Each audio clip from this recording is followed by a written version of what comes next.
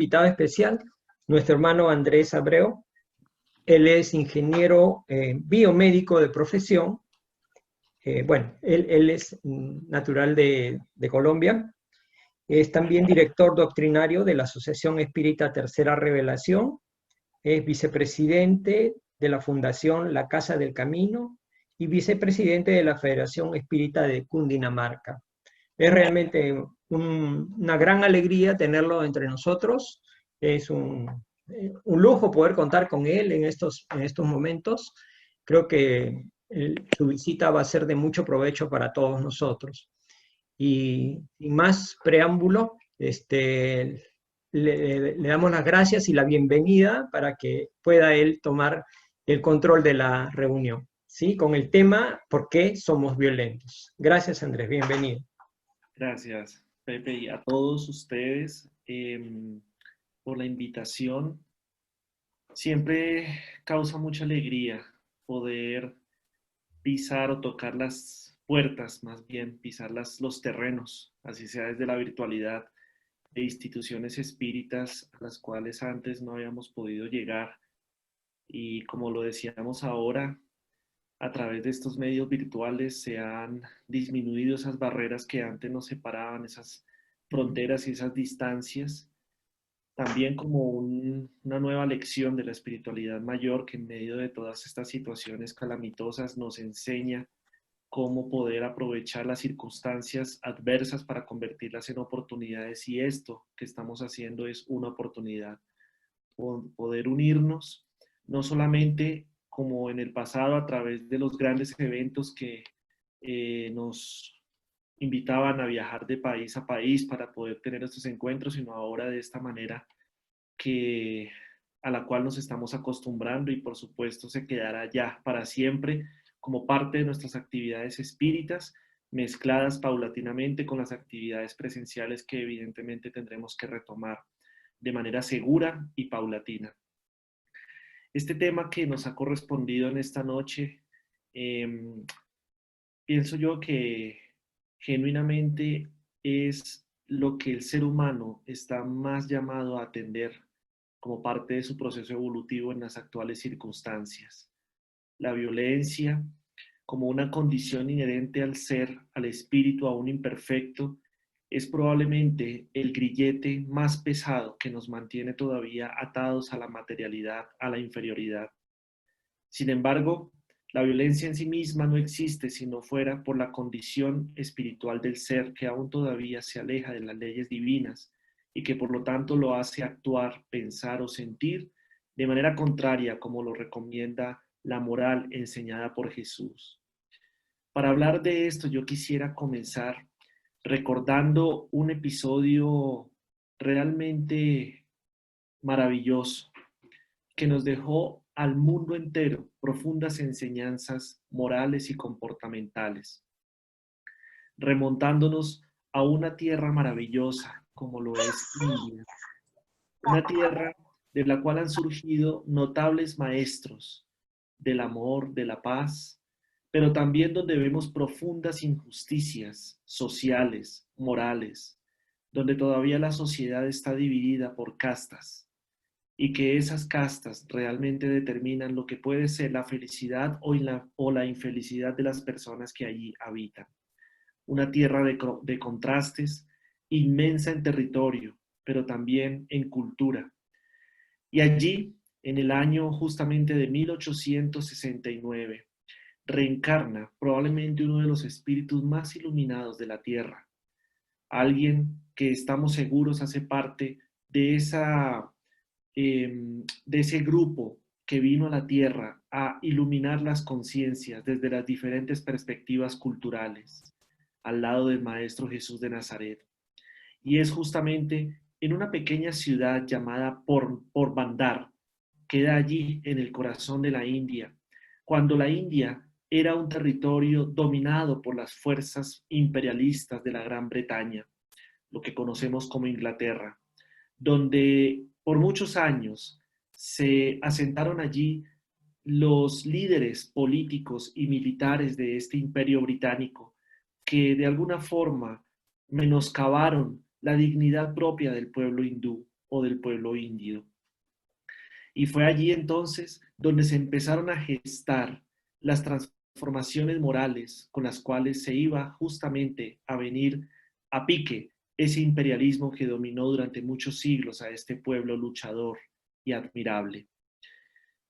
Es un hombre al que todos conocemos hoy en día como Mahatma Gandhi, pero que su tierra natal y también Sudáfrica e Inglaterra, donde se formó como abogado, lo conocieron como Mohandas Karamandat Gandhi, cuando él era un simple ciudadano del común, preocupado por el día a día. Se formó en leyes en Inglaterra, pero no se adaptó a esa cultura. Entonces viajó a Sudáfrica, un país también de muchos contrastes, donde allí pudo ver también la realidad de la injusticia humana. Se encontró de frente con la ingratitud, se encontró de frente con la intolerancia. Vivió muchos episodios que empezaron a marcar su vida, porque él era un hombre sensible, un hombre que amaba la vida y que amaba a todos los seres sin distinción alguna, que practicaba el vegetarianismo no como una moda, como sucede hoy en día con muchos de nosotros, sino como una condición propia de su espíritu. Además, se consideraba, y así lo demostró, como un verdadero pacifista, un pensador, que desde las leyes humanas, como abogado que era, se dedicó a defender a los más oprimidos de las diferentes culturas a las que tuvo oportunidad de visitar. Fue un día en una ciudad muy famosa, bellísima de Sudáfrica llamada Pretoria, donde él pudo vivir en carne propia uno de los episodios más dolorosos para la dignidad humana, y es la discriminación. La discriminación que hoy vemos como uno de los agentes del caos, de los episodios violentos, como por ejemplo los que vemos en Estados Unidos, donde a diario se ve cómo la discriminación rapta vidas humanas por el solo hecho de tener un tono de piel distinto. Allí, nuestro querido Gandhi iba un día en el trayecto desde su casa hacia su trabajo en el tren donde muchos iban del día a día. Pero la discriminación racial era tan profunda en este pueblo sudafricano, que tenían dividido el tren como todos los sitios donde las personas tenían que ir a hacer relaciones sociales por vagones, y estos vagones estaban destinados para cada tipo de raza. Es decir, la primera clase o los vagones más privilegiados estaban destinados para aquellos que se consideraban superiores o privilegiados por el tono de su piel, mientras que los vagones menos agraciados, llamados de tercera clase, estaban destinados para aquella población negra, que de hecho era la población nativa de este hermoso continente africano. Gandhi, sin preocuparse mayormente por esas distinciones, se subió al tren y ocupó una silla en estos vagones destinados a la primera clase.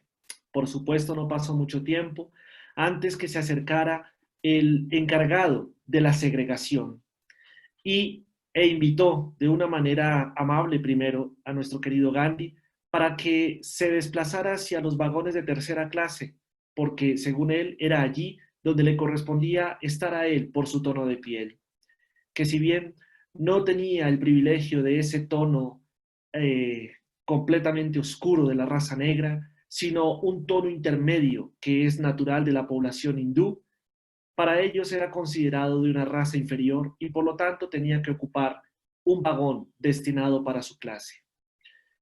Gandhi se negó, acudiendo a su dignidad, diciendo que él no veía ninguna distinción entre aquel que le hablaba y él mismo, porque el tono de piel no determinaba la calidad de la persona. Sin embargo, con el paso de los minutos se fue haciendo un poco más candente la conversación y luego, por los golpes, Gandhi fue extraído del tren y dejado allí tirado en la vía. Terminó herido en su dignidad, así como en su cuerpo, en su rostro, brotando sangre de aquellos golpes que recibió, pero no eran nada comparado con el dolor que generó en su corazón haber sido víctima una vez más de esa discriminación. Sin embargo, El punto culminante de esas vivencias fue cuando, también desplazándose de una ciudad a otra allí mismo en Sudáfrica, se montó o llevó o se fue en una diligencia, lo que anteriormente se conocía como aquella carroza tirada por caballos y que llevaban a las personas también de un lugar a otro. Y era una carroza o una diligencia que estaba destinada para transportar a un número importante de personas. Pero lo mismo, había una zona destinada para los blancos y otra zona destinada para los negros. Gandhi se sentó en la zona destinada para los blancos. No se había dado cuenta de la señalización que estaba demarcando la prohibición tajante para que allí ocupara un lugar aquel que no fuera de tono de piel clara. Y por supuesto, le pidieron que se levantara para que se diera puesto a otro pasajero que tenía un tono de piel diferente a la de él. Él se rehusó amablemente diciendo que no consideraba que eso fuera necesario y por lo tanto, nuevamente, fue golpeado y arrojado al suelo una vez más. Eso fue suficiente para que él, por circunstancias propias de la vida, se tuviera que trasladar de nuevo hacia India para recoger a su familia y entonces llevarla a Sudáfrica en razón de sus labores profesionales. Pero al llegar de nuevo a su país, a su India natal, vio nuevamente las injusticias, la segregación por castas y dijo no más. Y se inició un verdadero movimiento de desobediencia civil no violenta promovido por Gandhi, al cual se sumaron muchas personas que estaban cansadas de la opresión. Pero la principal premisa de este movimiento era la no violencia, o lo que se conocía en el idioma natal, ahimsa, no violencia, que ante cualquier provocación, pero también ante el reclamo justo de los derechos naturales de todo ser humano, no había que usar la violencia, ni siquiera la violencia verbal. Entonces, todo se redujo a un actuar desde la protesta de la propia dignidad humana, desde la protesta de la no violencia. Por lo tanto, él, así como muchos de sus seguidores, se dispusieron a soportar largos días de huelgas de hambre solamente para manifestar su desacuerdo, en principio, con el dominio británico, con el pisoteo de sus propias dignidades culturales, pero asimismo también la protesta por las propias divisiones culturales internas del país. Todos conocemos la historia. Al final, él, junto con miles de sus seguidores, lograron lo impensable. Y el Imperio Británico entonces desmontó el dominio que tenía y empezó a devolver India a los hindúes, India a los indios, sin haber disparado una sola bala de cañón, sin haber generado ni ni un solo momento de violencia física o verbal. Sin embargo, la violencia natural en el corazón humano hizo que posteriormente fuera dignificado con el nombre de Mahatma, que significa gran alma o alma grande, cayera entonces bajo el suplicio de las balas fratricidas, de los inconformes, de los intolerantes, de una persona que se declaraba de un partido de ultraderecha y que consideraba que esa imposición, según él, de la no violencia, también estaba lastimando sus propios derechos, su derecho a pisotear al prójimo. Esta es una historia que realmente ha conmovido al mundo y hoy en día tenemos el privilegio de conocerla, de escuchar las palabras del Mahatma, que a través de unas frases bellísimas que quisiera compartir con ustedes a manera de recordar, nos estaba todo el tiempo diciendo que la violencia no era necesaria. Él decía, ojo por ojo, y el mundo acabará ciego. También decía que la violencia es el miedo a los ideales de los demás. Esto es muy importante tenerlo presente, sobre todo para lo que hablaremos a continuación. Y quisiera repetir esta frase en particular. La violencia es el miedo a los ideales de los demás. También decía que no dejes que se muera el sol sin que hayan muerto tus rencores. También decía, un cobarde es incapaz de mostrar amor. Hacerlo está reservado para los valientes. Y también decía, no hay camino para la paz, porque la paz es el camino. Estas y otras profundas enseñanzas que el Mahatma dejó para la humanidad de todos los siglos son las que hoy nos recuerda la doctrina espírita de manera maravillosa, no solamente a través de la fuerza del corazón, sino principalmente a través de la razón. Particularmente hay un dato histórico muy interesante del Mahatma Gandhi, y es que uno de sus, de aquellos precursores de su idea, de aquellos que fueron influenciadores en su propia vida y en la doctrina que él mismo vivenció, fue León Tolstoy. León Tolstoy fue un personaje que se caracterizó precisamente por sus discursos, por sus escritos, en relación a la dignidad humana y a la necesidad de la resolución de los conflictos sociales principalmente a través del diálogo, a través de la comprensión mutua, a través de ceder parcialmente por lo menos nuestros propios intereses para intentar dejar que los intereses del otro también prosperen y entonces llegar a puntos en común. Tenemos en la historia muchos ejemplos de este tipo, pero la doctrina espírita no solo nos invita a ser parte de ese movimiento de la no violencia, es decir, de la práctica de la ley del amor tal como nos la enseñó y ejemplificó Jesús de Nazaret, sino que además nos permitió la correcta interpretación, el conocimiento, la llave para descubrir la verdad detrás del comportamiento humano.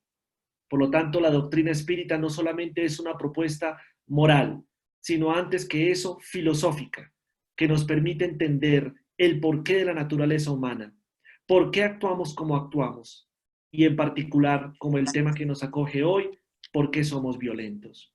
Y por esto, y dada la confianza en la que me siento por estar en un grupo donde me siento con la familiaridad en este momento, quisiera hacer uso del libro de los espíritus que todos tenemos, por supuesto, en nuestras bibliotecas de consulta permanente, para ir a una de las enseñanzas también importantes para entender el comportamiento humano.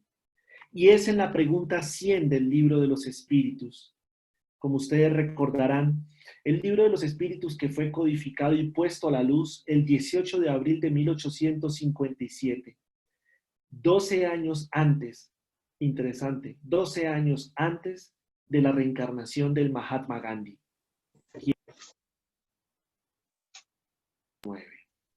En la pregunta 100 del libro de los espíritus, nos hablan los espíritus acerca de lo que llamamos nosotros la escala espírita. Y es que la escala espírita es un elemento fundamental para entender por qué nosotros somos tan diferentes como espíritus a pesar de haber sido creados por el mismo creador. ¿Por qué hay unos buenos y por qué hay otros que no son tan buenos? ¿Por qué nosotros los espíritas no debemos no solamente no entregarnos a actitudes violentas, sino además por qué no debemos tampoco señalar y juzgar de una manera egoísta o de una manera de pronto antifraterna a aquel que actúa de manera violenta, sino que nos invita a comprender para poder entender dónde radica el proceso de violencia de las criaturas humanas. Y quisiera hacer la lectura precisamente de la pregunta 101, parte de esa pregunta, donde los espíritus nos aclaran o nos hablan acerca del primero o el tercer orden, que son los espíritus imperfectos. Y hay una enseñanza en esta pregunta 101 a la que invito a todos a repasar cuando tengan la posibilidad. Dicen los espíritus lo siguiente como caracteres generales de los espíritus imperfectos. Predominio de la materia sobre el espíritu. Propensión al mal. Ignorancia, orgullo, egoísmo y todas las pasiones malas que derivan de él. Tienen la intuición de Dios, pero no lo comprenden. No todos son esencialmente malos. En algunos hay más frivolidad, inconsecuencia y malicia que verdadera maldad.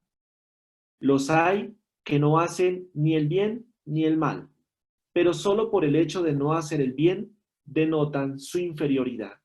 Otros, por el contrario, se complacen en el mal y están satisfechos cuando encuentran la ocasión de hacerlo. Por supuesto, la pregunta y la respuesta continúan.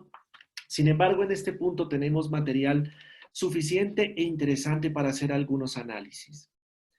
Cuando los espíritus nos dijeron que había una escala espírita, que no solamente habían ángeles y demonios, sino que habíamos una serie de espíritus que estábamos transitando entre los diferentes matices de la evolución, entre los diferentes escenarios del despertar de la conciencia, desde una conciencia completamente adormecida, embotada completamente por el materialismo, hasta una conciencia despierta, o como lo llama Juana de Ángelis, despierta al nivel del despertar cósmico, que es la misma que ejemplificó Jesús, donde ya considera a toda la creación como parte de sí mismo, por lo tanto, tiene en su corazón la ley del amor en su máxima expresión, que es la fraternidad absoluta. Pero cuando escuchamos esta respuesta de los espíritus, esta descripción de los espíritus imperfectos, nos damos cuenta que la naturaleza humana aún todavía está en un muy buen porcentaje en esta escala o en esta categoría. Porque si bien la humanidad no es del todo una humanidad entregada al mal, porque estoy seguro y todos lo sabemos que son mucho más los que hacemos el bien, pero eso no significa que nos hayamos desprendido completamente del mal. Estamos en un proceso de transición personal, de despertar, de conquistarnos a nosotros mismos, de desalojar por completo de nuestra vida las acciones derivadas del mal. Sin embargo, cuando vemos día tras día alrededor nuestro o a través de los medios de comunicación, que desafortunadamente se han convertido los medios de comunicación en una caja de resonancia de las acciones maléficas de la humanidad, vemos con tristeza que el mal se extiende y se enseñorea por doquier. Si hiciéramos caso solamente a lo que dicen los medios de comunicación, no habría sentido a pensar que existe un Dios, sino daríamos crédito a esas teorías y a esas doctrinas que respetamos profundamente, donde hablan que hay un ser superior para el mal que es el dueño de la tierra. Pero cuando nosotros hacemos uso de la razón y del buen sentido, como nos lo enseña el espiritismo, comprendemos que pues la naturaleza del mal en el ser humano hace parte de la misma naturaleza del mundo en el que vivimos. No porque la tierra sea mala, sino porque la psicósfera que nosotros hemos creado a raíz de nuestros propios actos equivocados a lo largo de muchos siglos y milenios, ha hecho entonces que el mundo tenga ese psiquismo colectivo aún todavía tendiente al mal. Y quiero explicar mejor mis palabras para evitar malas interpretaciones. Hace un par de días, con mi esposa, que nos gusta ver series y documentales en la plataforma Netflix, veíamos en particular una reflexión social que hacía alguien, donde mostraba cómo en algún momento, cuando en las redes sociales que todos conocemos y que utilizamos casi que a diario la gran mayoría, se generaban noticias relacionadas con violencias, con masacres, con injusticias, con pisotear la dignidad del prójimo. Estas redes sociales se llenaban de muchos likes, como se dice, o me gusta, o seguidores, o views, como sucede en YouTube. Entonces, en un experimento social, unos investigadores sociólogos subieron a esta red, YouTube, un video de diferentes episodios que se supone estaban sucediendo en tiempo real, donde unas personas estaban maltratando a otras, donde estaban agrediendo a otros, donde estaban abusando de otros. E inmediatamente los números de las personas que estaban viendo ese video empezaron a aumentar de manera exponencial, llegando a una increíble cifra en tan solo 15 minutos de más de 7 millones de personas. Luego, cuando cambiaron la perspectiva y se encontraron con un video en donde estaban algunos de esos mismos que estaban participando en esos episodios de violencia que eran simulados, participando de ahora de unas actividades contrarias al mal, donde estaban demostrando afecto, tolerancia, aprecio por el otro. De inmediato, las conexiones en vivo empezaron a disminuir considerablemente hasta quedar unos cuantos cientos, tal vez miles, que no eran nada respecto a los millones que inicialmente estaban viendo eso en tiempo real. Fue un experimento social muy interesante, pero a mí personalmente me conmovió profundamente, porque entendí cómo la naturaleza humana todavía está tan apegada al mal, disfruta con el mal. Cuesta decirlo, pero es verdad. Incluso cuántos de nosotros nos ha pasado que de manera inconsciente, no digo conscientemente, de manera inconsciente, nos hemos quedado de pronto atentos a una riña en la calle, a una violencia intrafamiliar, a ver qué pasa, a ver cuál es el desenlace. Como decimos acá en Colombia, en mi tierra, a manera de chisme, que es el hecho de querer saber algo en lo cual no somos partícipes, pero tampoco vamos a aportar nada bueno, solo por el hecho de querer saber y disfrutar de una manera probablemente incluso abusiva, disfrutar del dolor del prójimo.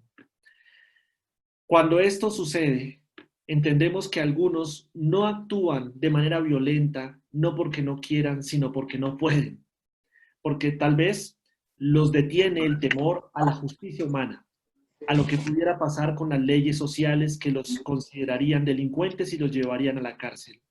Pero no desprecian la oportunidad de alentar esos episodios como los que acabo de mencionar.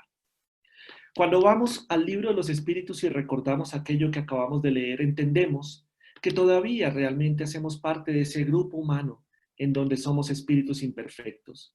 Pero por supuesto, también hay un gran número, un grueso grupo que está ya trascendiendo o se ha establecido en la segunda categoría, que son los espíritus buenos.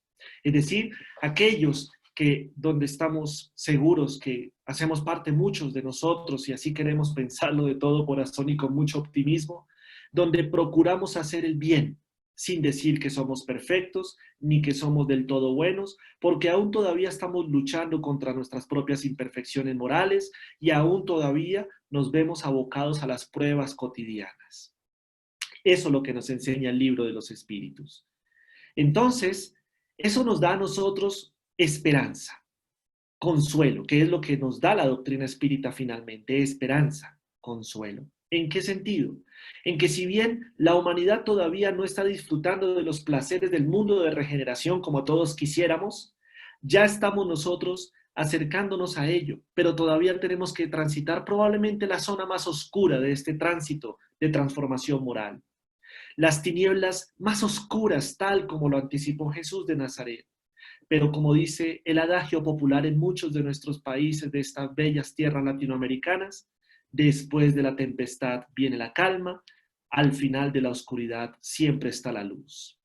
Por lo tanto, nosotros como los precursores de la buena nueva, aquellos que somos considerados los que llevamos esa antorcha de la verdad a través del espiritismo, debemos ser los principales divulgadores de la esperanza y del consuelo, diciendo que aunque vemos que la violencia, que los asesinatos, que los robos, que la corrupción que se enseñorean en muchos de nuestros países no son un mal definitivo, porque están condenados a desaparecer.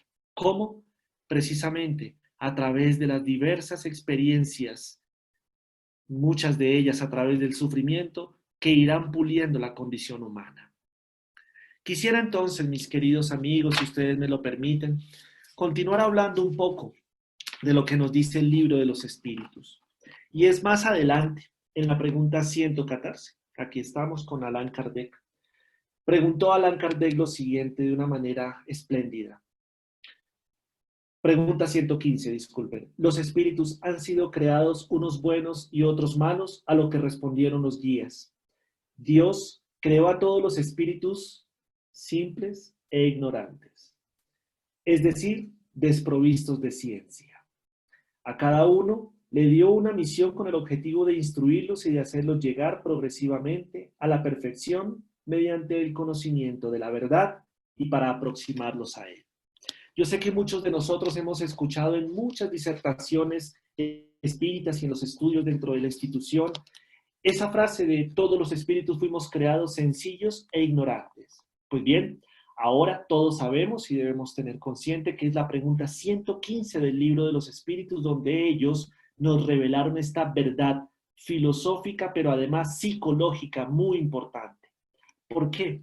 Porque cuando nosotros entendemos que los espíritus fuimos creados desde esta posibilidad o desde estas limitaciones más bien, pues comprendemos que la maldad, la violencia, no es más sino un momento, un episodio pasajero, efímero en la larga trayectoria evolutiva de los espíritus, pero que necesitamos de ciertas condiciones para que podamos de una vez por todas eliminar ese mal de raíz. Quisiera hablar de esas condiciones, compartir un poco con ustedes a través también de un caso que es realmente notable en la historia reciente de la humanidad. Y es también, y pues probablemente no por casualidad, sino por causalidad, en estas mismas tierras sudafricanas, donde se gestó otra de las notables gestas libertadoras a través de la paz y del amor para el mundo entero. Y estamos hablando de nuestro querido Nelson Mandela. Hemos escuchado mucho de él, por supuesto, lo admiramos. Algunos hemos tenido la oportunidad de leer las cartas que él a lo largo de sus 20 años de privación de la libertad simplemente por sus diferencias políticas con los gobernantes de turno, tuvo que vivir en esa prisión de 2 metros por 4 metros. Una prisión que apenas le dejaba el margen de movilidad lo necesario para no quedarse completamente congelado por no poder ejercitar sus músculos, y donde a diario veía el mundo exterior solamente a través de una ventanita, de una rendija con barrotes que no medía más de 70 centímetros de ancho. Pero por ahí le llegaba la luz del sol. Ocasionalmente le permitían salir al patio principal para recibir un poco de manera más directa los rayos del sol. Más de 20 años. Duró él en esta situación hasta que tuvo la oportunidad de ser puesto en libertad. Muchos esperaban que gracias a su gran poder de convocatoria saliera entonces a reclutar a sus adeptos del pasado y los que pudiera ahora recoger del presente, para entonces crear un motín social que a través de la violencia derrocara al gobierno opresor y corrupto que reinaba en ese momento, para entonces reclamar los derechos, pero sobre todo muchos estaban esperando que ese Mandela, allí guardado por 20 años, lejos de la sociedad, de manera injusta, sobre todo, se vengara de aquellos que lo pusieron allí. Y sin embargo, él salió pacífico como fue siempre, simplemente a decir al pueblo que lo escuchaba que era necesario perdonar. Perdonar. Y escuchar estas palabras de la boca de alguien que vivió esa experiencia tan dramática, que vivió en carne propia la segregación, la discriminación y el prejuicio en su propio país, era algo realmente conmovedor.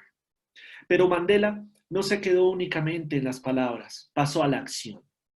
Y entonces recordamos un episodio notable, cuando Nelson Mandela fue elegido presidente gracias al ejercicio democrático del voto.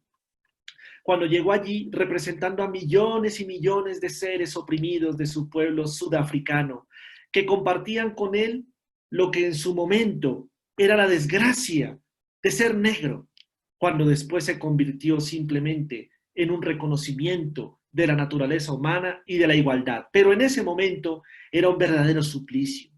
Vivir la discriminación de aquellos que por solamente, de nuevo, su tono de piel se creían ser los dueños del resto del mundo. Entonces, cuando Nelson Mandela llegó al poder democráticamente, se encontró con un escenario muy adverso, porque si bien medio país estaba a su favor y lo respaldaba, el otro medio país, el país blanco, no lo quería y veía en él una amenaza y por lo tanto había que pensar cómo derrocarlo y de nuevo llevar allí el dominio de la raza que consideraban superior. Disculpen. Él tuvo la posibilidad de oprimir a través de la violencia a aquellos que no estaban de acuerdo con él. Él tuvo la oportunidad de llevarlos también al presidio, tal como hicieron con él, y sin embargo no lo hizo. Se sentó a pensar, a reflexionar, a pedir la inspiración de aquellos que eran sus ancestros en su tradición cultural africana, a pedir la inspiración de lo que nosotros llamaríamos los espíritus superiores. Oró, porque él aprendió a orar desde el corazón mientras estuvo allí en la cárcel.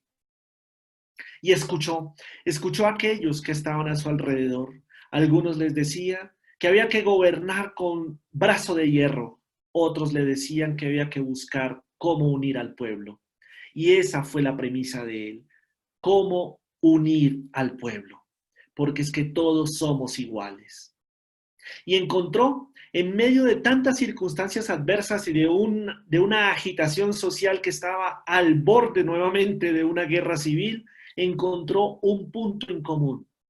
Solo falta eso, encontrar un punto en común, un punto que nos una a todos y nos recuerde que somos hermanos. Y Nelson Mandela encontró probablemente el punto en común más importante y al cual nadie se podía negar en Sudáfrica: el rugby, el deporte nacional de este país, como lo es probablemente el fútbol en muchos de nuestros países latinoamericanos. El rugby en Sudáfrica genera las mismas pasiones, genera las mismas alegrías, la misma unión, la misma fraternidad. Y frente a ese escenario de un partido de rugby donde es la emoción a flor de piel, se olvidan por completo las distinciones raciales. Al principio no fue fácil.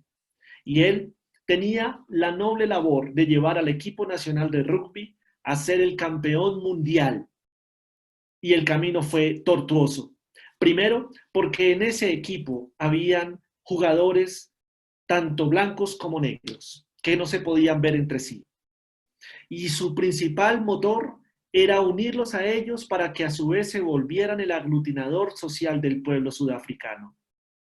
No fue fácil. Para resumir la historia, cuando por fin lo logró, tenía ahora que verse enfrentado a la situación de cómo hago que este equipo tenga la motivación suficiente para llegar a ser campeón del mundo en un deporte que no es nada fácil y que tenía un líder absoluto, que sigue siendo, y es el equipo de rugby australiano. Un equipo que se conoce tradicionalmente por su ferocidad al jugar. El pueblo sudafricano estaba unido en torno a su equipo de rugby. El nacionalismo profundo empezó a emerger, pero sobre todo se empezaban a ver en las calles. Cada vez que este equipo ganaba un partido, se empezaba a ver como blancos y negros se abrazaban felices, sin importarle su raza. Sencillamente estaban felices porque su equipo ganó. La historia termina bien. Nelson Mandela logró ser el inspirador y el líder de este equipo y los llevó a ser campeones mundiales frente a la todopoderosa Australia. Y allí el pueblo sudafricano sencillamente entendió que todos eran iguales. Es notable esta gesta apoteósica que este hombre noble, sencillo, humilde, logró, no solamente para su pueblo, sino para el mundo entero. Y sin embargo, queridos hermanos, aún todavía tenemos gobernantes que se niegan a creer que eso es posible, pero porque los carcome el principal mal, el principal gestor de la violencia en los seres humanos: el orgullo y el egoísmo. El orgullo y el egoísmo nos enseña la doctrina espírita que son los principales cánceres del espíritu y que mientras ellos sigan siendo la parte primordial en nuestras vidas, primero, no seremos felices y segundo, haremos infelices a todos aquellos que nos rodean.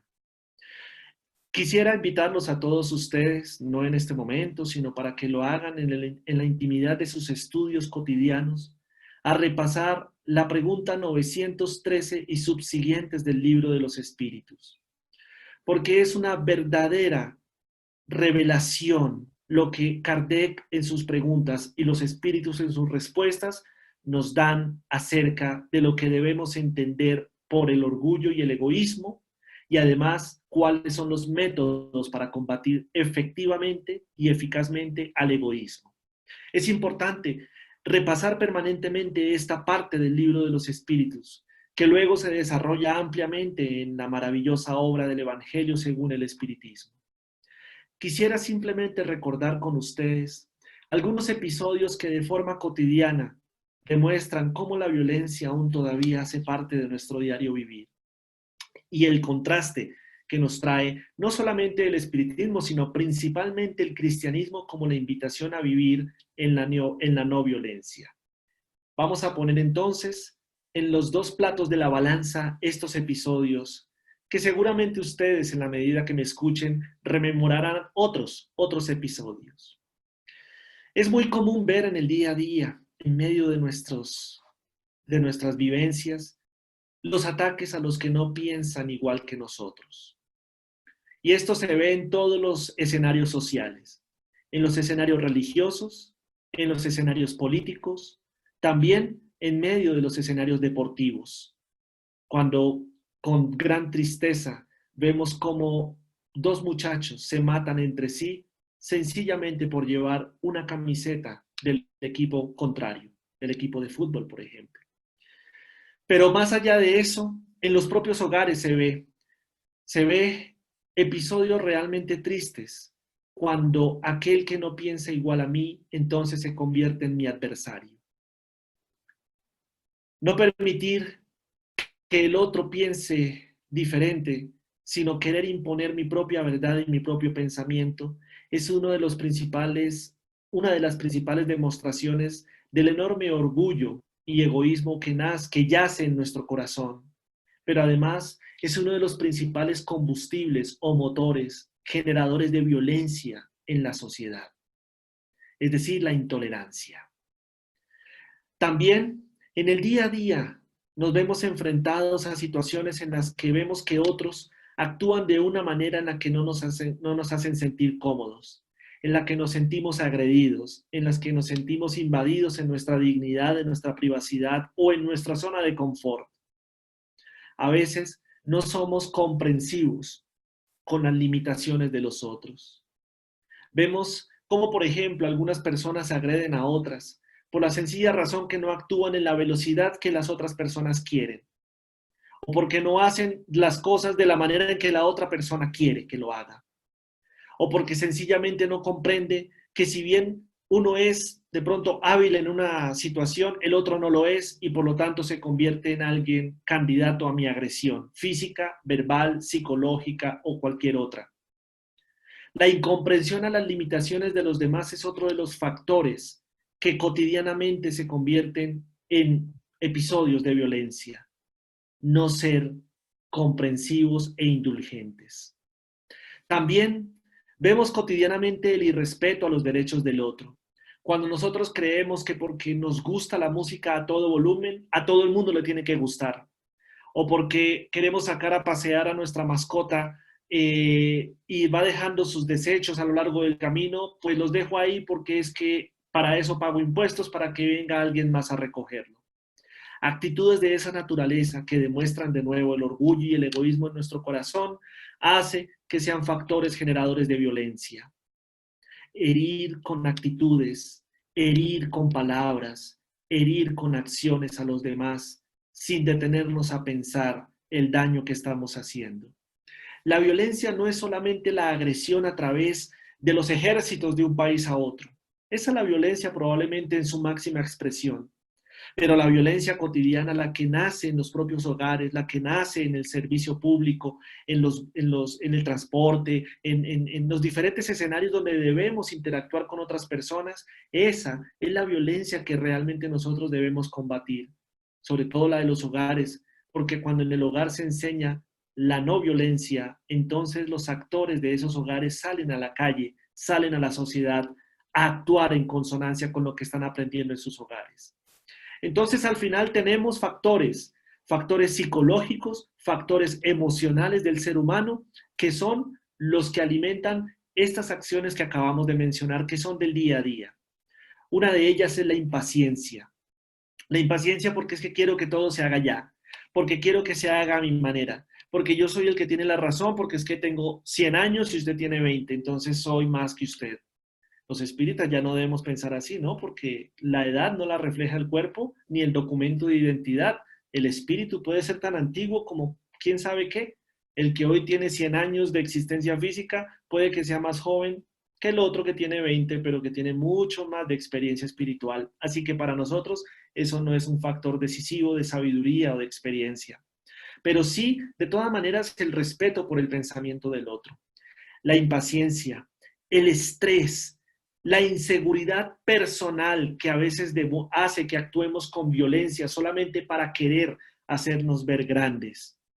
Hay personas a las que vemos que actúan de manera agresiva, personas que actúan de manera predispuesta, que cuando llega otra persona de una vez lo reciben con una mala cara, lo reciben con un grito, lo reciben con una acción de una vez diciendo es que aquí mando yo. Y uno les pregunta, ¿por qué actúas así? Dicen, no, es que yo no soy de mal genio. Lo que pasa es que tengo carácter. Y eso solamente es una manera de disfrazar la inseguridad interior. Yo no sé si ustedes han visto, yo lo digo con todo respeto, pero me causa curiosidad. A mí me gusta observar. Aprendo mucho observando a los demás, observando la vida. Trato de entenderla y luego pasarla por el tamiz de la razón, de la doctrina espírita para concluir. Yo veo, por ejemplo, en la naturaleza, en el reino animal, claros ejemplos de esto que acabo de decir. En particular, hay una raza de caninos que además son unas criaturas bellísimas. Son una raza de perritos que se llaman los chihuahua. No sé si ustedes los han conocido, los han visto por televisión. Y otras razas similares a estas. ¿En qué se caracterizan? En que son pequeñitos, muy pequeñitos. Y probablemente estas razas son las que más se destacan por su agresividad. Porque si alguien se acerca, ladran de una manera agresiva, permanente y a unos volúmenes tremendos que pretenden ellos, evidentemente, asustar o intimidar al otro. Mientras que los perros de razas más grandes no ladran tanto, sino que de una vez muerden. Eso es otro tema. Y estos pequeñines, yo los observo con curiosidad y le preguntaba alguna vez a alguien que pues es veterinario, amigo, le decía, ¿por qué actúan así? Me decía, es la manera del mecanismo de defensa para compensar la manera tan débil en que se ven físicamente, pequeñitos, delgaditos, tratan de compensar esa deficiencia con una actitud agresiva que evidentemente pueden llevarlos a agredir y a morder a alguien si esta persona se deja, para tratar como de compensar eso. Pasado o extrapolado un poco a la condición humana, que por supuesto no voy a compararlo con una especie canina, pero sí sabemos que tenemos todavía cosas de nuestro instinto que aún permanecen en nosotros. Ahora, ya con el desarrollo de la razón, trascienden a otras maneras, pero siguen siendo los mismos instintos primitivos. Y es la inseguridad. Nos enseña Juana de Ángelis en la obra Autodescubrimiento que precisamente una de las maneras en que las personas tratan de protegerse consciente o inconscientemente también frente a las agresiones del entorno por la debilidad de su personalidad o por la debilidad de su carácter realmente, es a través de la agresividad. Es colocándose una máscara de es que yo soy de mal genio, yo soy bravo, no te metas conmigo, no me hables, no me mires, porque de inmediato vas a recibir una acción negativa de mi parte. En la calle, cuando nos enfrentamos a mucho, o mejor, cuando nos encontramos con muchas personas que tienen estos modos de expresarse o de relacionarse, realmente son personas que en su interior tienen profundas inseguridades, tienen una personalidad que no han terminado de construir, o se han visto, perdón, se han visto tan lacerados en su vida por otras personas que han abusado de su confianza, han abusado de sí mismos en diferentes escenarios, que entonces se transforman en seres bruscos, en seres áridos, en seres un poco así como rugosos, que tienden a decir que es que yo soy así porque es que en el pasado fueron conmigo así también, así que yo ahora me defiendo de esa manera. Esto nos lleva a concluir, queridos amigos, que realmente la naturaleza violenta del ser humano, tal como nos lo enseña el espiritismo, hace parte precisamente de ese tránsito evolutivo. No quiero decir que nos excusemos en decir que es que somos así y ya y algún día seremos diferentes, no. Quiero decir que hay una explicación para ello, pero que también debemos entender que mientras más nos mantengamos en esas actitudes, más nos vamos a demorar en alcanzar una vida de plenitud, una vida donde no esperemos que el respeto hacia nosotros se construya con base en el temor, sino con base en el ejemplo de autoridad moral, de cariño. Y para esto, y para ir cerrando nuestra presentación de hoy, quisiera acudir ahora a otra obra maravillosa que ya hemos mencionado, que todos los espíritas tenemos y estudiamos, que es el Evangelio según el Espiritismo. Hay un punto en donde el libro de los espíritus, bueno, hay muchos, pero en particular hay un punto donde el libro de los espíritus se conecta con la enseñanza del Evangelio según el Espiritismo en relación a cómo dominar la violencia en nuestro ser. A partir de la pregunta 886 del libro de los espíritus, donde los espíritus nos explican cuál es la verdadera caridad, tal como la entendía Jesús. Los espíritus nos enseñan, solo para que recordemos, que la caridad, como la entendía Jesús, se resume en 3 acciones: benevolencia para con todos, indulgencia para con las imperfecciones de los demás y el perdón de las ofensas. 3 acciones que, llevadas a buen término, realmente nos pueden hacer a nosotros transformarnos de los episodios de violencia a los de no violencia, tal como lo enseñó Mahatma Gandhi, tal como lo enseñó nuestro querido Nelson Mandela, pero principalmente y sobre todo Jesús de Nazaret.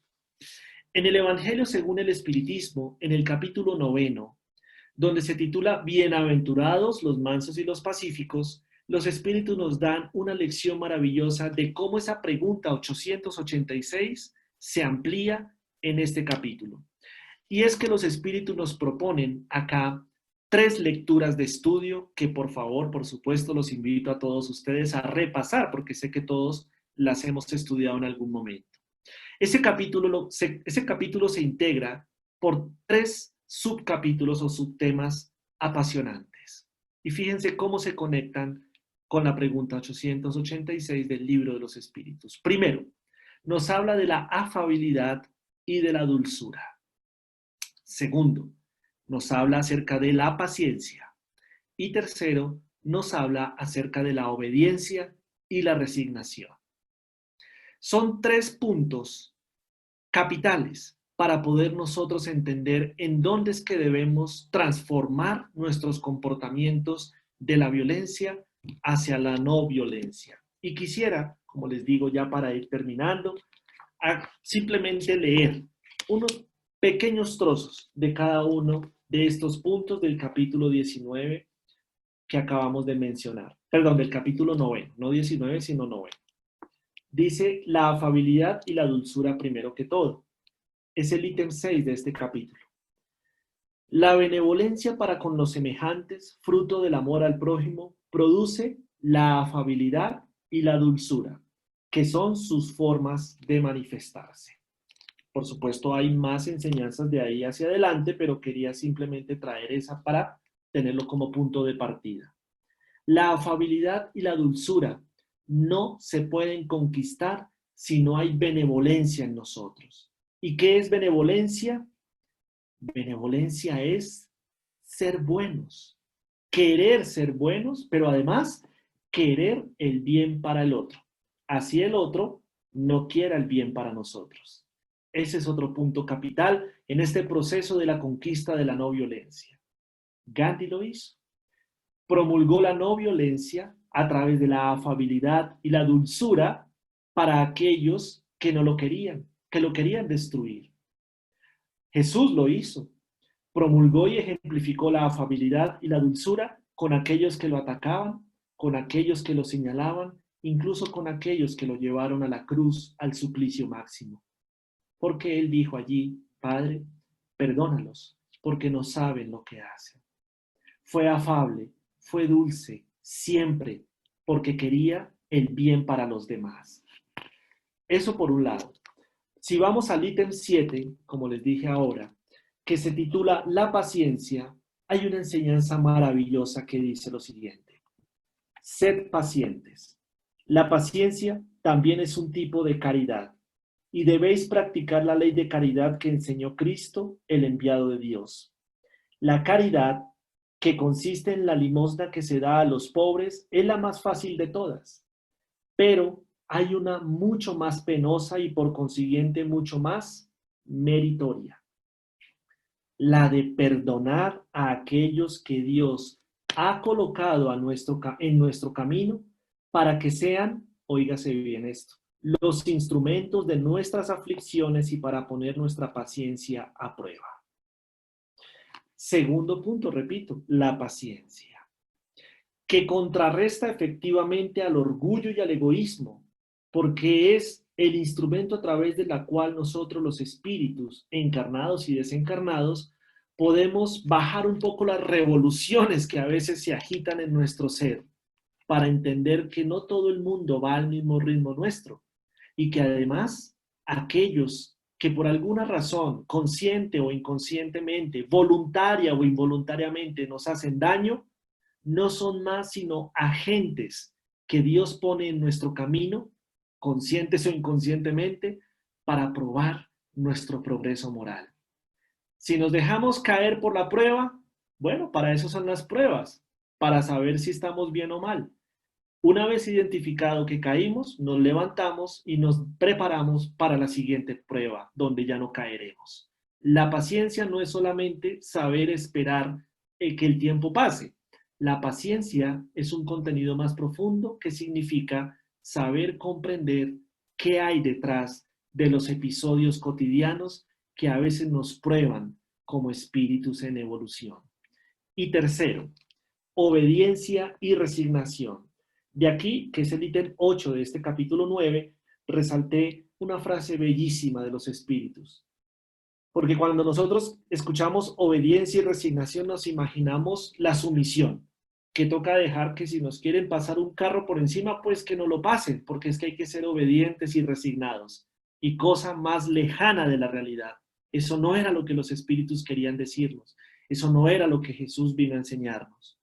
La obediencia es el consentimiento de la razón. La obediencia es el consentimiento de la razón. La resignación es el consentimiento del corazón.